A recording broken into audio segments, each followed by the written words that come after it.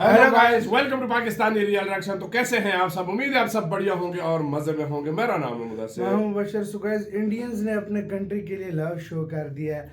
33% fall in Indian tourism in Maldives. मतलब India के 33%, मतलब 100 में से 33 लोगों ने मालदीव को बाइकआउट कर दिया है। मालदीव जो जाते थे उन्होंने जाना ही छोड़ दिया, और अभी तो 2 एक मंथ ही हुए हैं। बिल्कुल 2 मंथ में 33% फॉल हो गया है। तो सोचो पूरे साल में कितने कम जाएंगे। जहां बिल्कुल पर 2 लाख से ऊपर टूरिस्ट जाते थे, अब कितने कम होते जा रहे हैं। सही तो बोला है। प्रशांत धवन सर सारा एक्सप्लेन करेंगे, बाकी बातें करेंगे बाद में। काउंट करते हैं 3 2 एंड स्टार्ट। नमस्कार and welcome you to study IQ. मैं हूं प्रशांत धवन। ना मुझे पता था कि एक दिन मुझे ये वीडियो बनाने का अवसर मिलेगा। आज से कई महीने पहले जब इंडिया और मालदीव्स के बीच में जो रिलेशंस आज के समय काफ़ी ख़राब हो चुके हैं, आप कह सकते हैं, इसकी जो शुरुआत हो रही थी, उस वक्त मोहम्मद मुइज़ू इंडिया के बारे में जो स्टेटमेंट्स दे रहे थे, तभी से ही ना एक क्वेश्चन सामने आ रहा था कि देखो, इंडिया के बारे में मालदीव्स बहुत सारी ख़राब बातें तो बोल रहा है, मगर क्या इसके रिस्पॉन्स में जो इंडियंस मालदीव्स में छुट्टियां मनाने के लिए जाते हैं, बॉलीवुड स्टार्स को देखकर, बाकी इन्फ्लुएंसर्स को देखकर, क्या वो अपने हॉलिडे पैकेजेस कैंसिल करके मालदीव्स में जाना बंद कर देंगे? ये एक बहुत ही बड़ा क्वेश्चन था कि इंटरनेशनल रिलेशंस, जियोपॉलिटिक्स, विदेश नीति में क्या इंडियंस का इतना इंटरेस्ट है कि अपने देश प्रेम के लिए मालदीव्स, जो एक बहुत ही ज़्यादा पसंदीदा डेस्टिनेशन है कई इंडियंस की, क्या मालदीव्स को लोग त्याग देंगे? और उस वक्त मुझे याद है जनवरी में ना ऐसे आर्टिकल्स पब्लिश हुए थे कि इंडियंस आज भी मालदीव्स में जा रहे हैं। कुछ खास ड्रॉप देखने को मिला नहीं in the number of Indians going to Maldives. और लोगों ने कहा कि देखो, ये तो होना ही था, ये देशभक्ति वगैरह ये तो ऑनलाइन कुछ लोग ही है इसके बारे में बात करते हैं, रियलिटी में लोग जाते रहेंगे मालदीव्स। मगर मैंने आपको बताया था कि कुछ महीने रुक जाओ। इशू क्या रहता है कि कई लोग हैं जो अपनी वेकेशंस कई महीने पहले प्लान कर चुके हैं, उनके लिए अपने उन्हें जाना पैकेजेस ही कैंसिल पड़ता है। कर पाना ही काफ़ी मुश्किल हाँ। होता है। इमीडिएटली आप नहीं कर पाते क्योंकि आपकी फ्लाइट्स भी होती है, होटल बुकिंग होती है, बहुत सारे इश्यूज रहते हैं। सब बट कुछ जो होता है। रीसेंट डेटा सामने आया है, अब जनवरी से लेकर अब तक 2 डेढ़ महीने हो चुके हैं, तो अब जो डेटा सामने आया है ना, उसमें अब हम देख रहे हैं इंडियंस ने मालदीव्स को त्यागना शुरू कर दिया है as a holiday destination. 33% drop. हाँ। मालदीव्स में 33% का एक ड्रॉप देखने को मिला है इन इंडियन टूरिस्ट्स। और ये चीज मालदीव्स की टूरिज्म इंडस्ट्री को बुरी तरीके से हर्ट करने वाली है।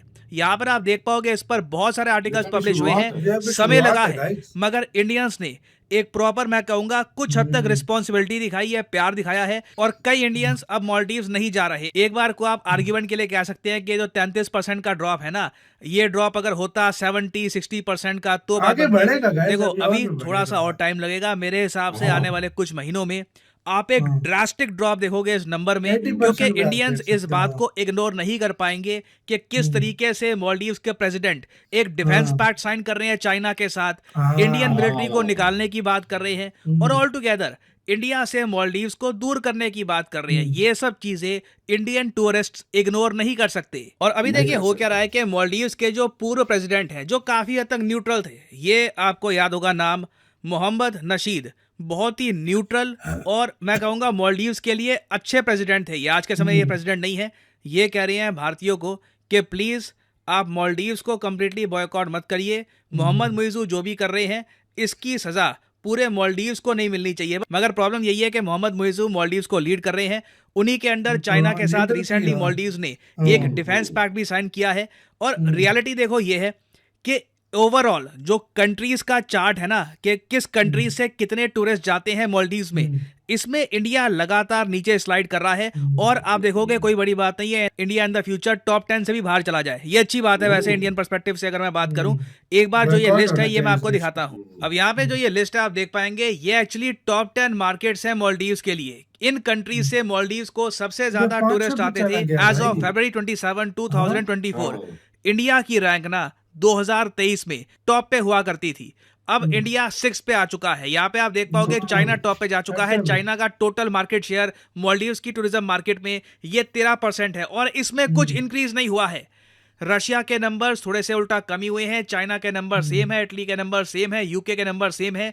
इंडियंस ही अब बहुत ज्यादा कम जा रहे हैं मालदीव्स में, और इसका इंपैक्ट आप देखोगे मालदीव्स के ओवरऑल डेट सिचुएशन में भी होगा। क्योंकि आपको समझना होगा यहाँ पे हो क्या रहा है, एक तरफ मालदीव्स लगातार चाइना से उधार उठा रहा है, दूसरी तरफ जो इनका रेवेन्यू का सोर्स था, जहां से इनकी इकोनॉमी को पैसे आने थे, जिसमें से कुछ पैसा भारत आप कह रैंक सकते 1 हैं था ये और इवेंचुअली आज यूज हाँ करते भाई अपना कर्जा रैंक चुकाने 6 हो में, गया। ये पैसा भी इनके पास कम आएगा। तो ये एक बहुत ही ज्यादा खराब, मैं कहूंगा बहुत ज्यादा खराब सिचुएशन है मालदीव्स के लिए। और ये मेरा एक पर्सनल ओपिनियन नहीं है, आईएमएफ ने खुद डायरेक्ट वार्निंग दी है कि मालदीव्स आज के समय एक बहुत ही बड़े रिस्क में है, एक बहुत ही बड़ा एक्सटर्नल डेट का रिस्क है मालदीव्स के सामने ना। तबाह होने इंडिया लगा के है। सामने देखो मेन इशू ये आने वाला है, अभी के लिए मोहम्मद मुइज़ू पावर में है और ये इंडिया के साथ रिलेशंस बहुत ज़्यादा बिगाड़ रहे हैं। चाइना से ये बहुत ज़्यादा लोन इन द फ्यूचर और उठा लेंगे। ये बात खुल के इनके फॉर्मर प्रेसिडेंट खुल के कहते हैं कि people of Maldives are sorry, Muizzu government चली जाएगी ना, will soon shutting down and stop India rhetoric. अब ये आप बताइए हम लोग इस साइकिल को कब तक दोहराएंगे कि अभी एक न्यूट्रल सरकार आई मालदीव्स में, फिर प्रो चाइना सरकार आ गई और फिर ये बहुत सारा कर्जा ओढ़ लेंगे और फिर इनका कर्जा चुकाने के लिए बिलियंस ऑफ डॉलर्स की हेल्प हम करेंगे। ये साइकिल देखिए लंबे समय तक इंडिया टॉलरेट नहीं कर पाएगा। फाइनेंशियली भी अगर मैं बात करूं तो इंडिया पर काफी बड़ा बर्डन आता है। ये एक ऐसी प्रॉब्लम है जिसका एक long term solution eventually India को निकालना होगा कि क्वाड कंट्रीज के साथ मिलकर इंडिया कुछ अकाउंटेबिलिटी डाले मालदीव्स पर कि अगर आप एक ऐसी कंट्री जो फ्रीडम ऑफ नेविगेशन को इतना सपोर्ट नहीं करती बाकी रीजन में, उनसे आप बहुत ज्यादा उधार उठा रहे हो, उनके साथ डिफेंस पैक्ट आप साइन कर रहे हो, तो शायद पूरी क्वाड कंट्रीज कहीं ना कहीं इकोनॉमिक प्रेशर डाल सकती है मालदीव्स पर कि अब सारी जो क्वाड कंट्रीज है ना उनसे टूरिस्ट आपको कम मिलेंगे, वहां से बिजनेस आपको कम आएगा। यहाँ पे परहैप्स आप एक क्वेश्चन ये भी पूछ सकते हैं कि सैंक्शंस हम ट्राई नहीं कर सकते। देखिए मुझे लगता नहीं है कि इंडिया मालदीव्स पे कभी सैंक्शंस लगाएगा, इंडिया किसी भी कंट्री पे सैंक्शंस लगाएगा, इसके चांसेस काफी कम है। जयशंकर साहब ने रिसेंटली इसके बारे में कमेंट करी थी कि जो सैंक्शंस का पूरा फिनोमेना है ये एक बहुत ज्यादा G7 कंट्री बेस्ड फिनोमेना है, वही लोग ज्यादातर सैंक्शंस इम्पोज करते हैं, इंडिया सैंक्शंस के हक में नहीं है। By and large, it has not been India's foreign policy method really to do this sanctions issue. You know, the sanctions is something which is very much rooted in a Western way, or I would say a G7 way of working, because they control the means to apply the sanctions. In fact, I'm trying to think the only time when we have very strongly advocated sanctions ourselves was against South Africa during the apartheid period, when actually at that time most of the developed countries did not want to do sanctions. If you look at even current sanctions, you know, sanctions, it's a big debate, frankly, in our business. Do sanctions really work or they don't work? What is the cost? What is the cost to people who apply sanctions? So I just want to make that one point. It's nothing to do with Taiwan or China or Russia. As sanctions, not every country in the world thinks that this is the immediate, right, effective way of conveying what you want to convey. Regarding, you know, any contingency which happens, today, you know, the state of the world is very disturbed. You know, the state of the world is very disturbed. We are seeing conflicts. As I said, we saw COVID. There are very big economic issues which are below the surface. You know, and if one travels, especially again, I'm coming back to Global South. When you physically go there and see what a toll it has taken the last few years on them, you know, how much today the spending on education, on health, on public, all of this has come down. So the last thing that the world needs to see is any kind of disturbance. You know, at this moment, how to strengthen the stability and the growth and the development of the world should actually be a common objective. Beyond that, I think as a foreign minister, I should not say anything to you.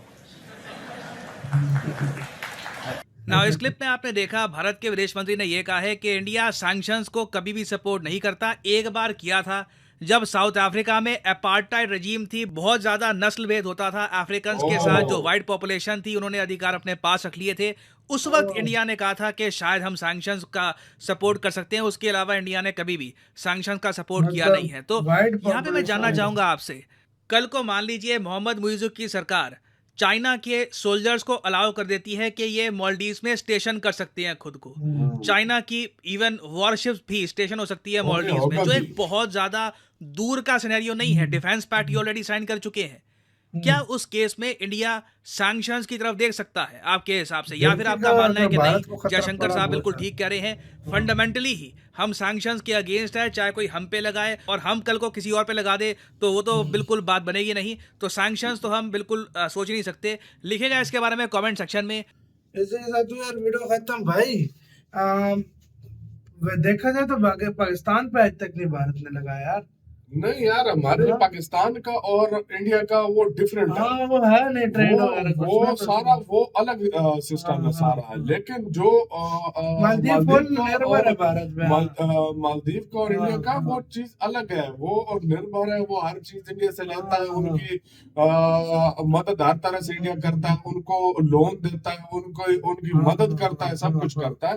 तो मेरी नजर में और यार ये future में अगर वाकई उधर का भी चाइना की जो आर्मी अगर जाती है तो फिर तो भारत करेगा यार। भारत को खतरा है। सेक्शन अगर नहीं भी किया ना तो हर तरह से इंडिया जो है ना प्रेशर बनाएगा ऊपर। और यार 33% जो है ना टूरिस्ट ड्रॉप हो गए, ये बहुत बड़ी बात है।